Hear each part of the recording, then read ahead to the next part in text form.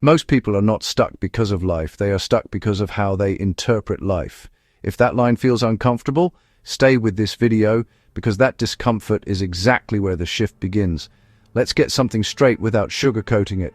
Two people can go through the same experience, same breakup, same financial pressure, same rejection, and end up in completely different places mentally and emotionally. One person becomes sharper, more stable, more intentional. The other becomes bitter, reactive, and mentally drained.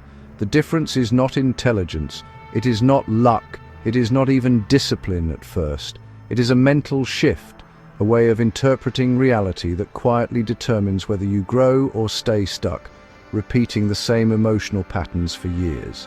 And most people never notice it happening inside them. They think they are reacting to life, but in reality, they are reacting to their interpretation of life. That distinction is everything, because once your interpretation changes, your behavior follows. And once your behavior changes, your entire life trajectory shifts. Now, pay attention closely, because this is where most people miss it completely. Before we go deeper, if you're someone who's trying to understand people, your own mindset, or why life feels harder than it should sometimes, subscribe to this channel. Not for motivation, but for clarity. Because what we're breaking down here is not surface-level advice, it's psychological pattern recognition that most people ignore until it costs them years. Now let's continue. The mental shift that separates you from 90% of people. This shift is simple in wording, but extremely difficult in practice. You stop asking, "Why is this happening to me?" and start asking, "What is this showing me about how I think, decide, and respond?" That's it. That is the divide. Most people operate from identity reaction. A smaller group operates from pattern awareness. Let's break that down in real human terms. One, most people personalize everything. When something goes wrong, the average mind immediately turns inward in the wrong way. Why do I always fail? Why do people treat me like this? Why does life hate me? This is called self-referential distortion. Your brain makes everything about your identity instead of your behavior patterns. And here's the trap. When you personalize everything, you stop analyzing anything. You don't ask what happened, you ask what it means about you as a person. And once you do that, your brain shifts from problem-solving mode into emotional defense mode. You are no longer learning. You are protecting your ego. And ego protection kills growth quietly. 2. The shift from identity to pattern. The 10% who think differently do something subtle but powerful. They remove themselves from the center of every situation and look for repeatable patterns. Instead of, "Why do I always get rejected?" and they ask, "What pattern in my behavior leads to this outcome?"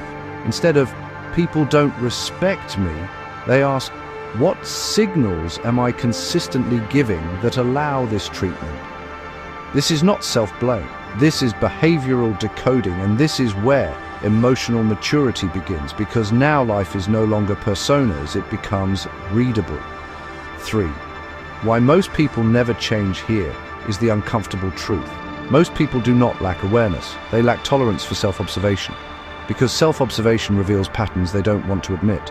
For example, you say you want better relationships, but you consistently ignore early red flags. You say you want discipline, but you design your environment for distraction. You say you want respect, but you over-explain yourself in conversations. The pattern is always there. But acknowledging it requires responsibility. And responsibility feels heavier than blame. So the mind chooses blame, because blame is emotionally easier, even though it keeps you stuck. 4. The second layer, emotional reaction versus interpretation. Here's something most people never realize. You are not reacting to events. You are reacting to your interpretation of events. Two people can receive the same message. "Hey, we need to talk." One thinks, "I did something wrong." Another thinks, "Let me understand what this is about." Same situation, different interpretation, different emotional outcome. And over time, your interpretations become your personality. This is why some people stay anxious even in safe situations, and why some people stay calm even in uncertain situations. It is not the world affecting them. It is their internal interpretation system. 5. The shift that changes everything. The observer mode. At some point, if you want to separate yourself from the majority, you must learn to switch from participant mode to observer mode. Participant mode says, "Why is this happening to me?" Observer mode says, "What is my mind doing right now in response to this?" This sounds simple, but it is psychologically powerful because it creates distance between you and your reaction, and that distance is where control begins. Without distance, you are your emotions. With distance, you can guide them. 6. Why most people stay reactive. Reactiveness is not random. It is often caused by 3 things. Low emotional vocabulary. They feel something but can't name it precisely, so it becomes frustration, lack of internal pause. They respond instantly instead of observing the moment. Identity attachment. They believe reacting strongly means they care deeply or stand for themselves, but in reality, most reactive behavior is unprocessed emotion looking for an outlet. And the more reactive you are, the more predictable you become to others. 7. The shift. Delaying your response. One of the most underrated psychological advantages is the ability to delay interpretation. Not response, interpretation. Most people interpret instantly. They ignored me and they don't respect me. I failed. I'm not good enough. The 10% pause. They allow space between event and meaning. In that space, logic enters. Emotion becomes data instead of direction. And suddenly situations become less personal and more solvable. 8. You stop seeing life as personal attacks.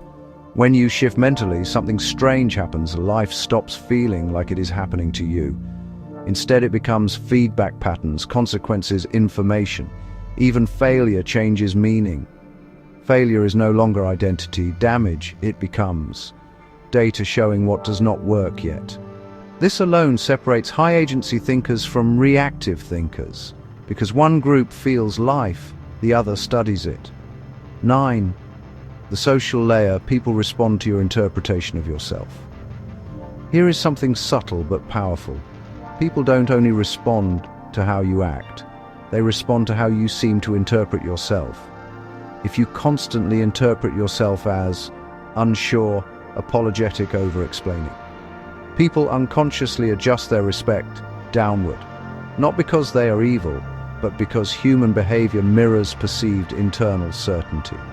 When you shift internally, your communication shifts naturally. Less explanation, more clarity, less emotional leakage, more grounded presence. 10. Self-talk is the control center. Most people underestimate internal dialogue, but psychologically your self-talk is not just thoughts, it is instruction. If your internal dialogue is, "I always mess things up," your brain begins scanning for confirmation.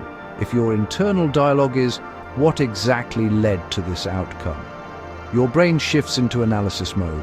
Same situation, different mental operating system. 11.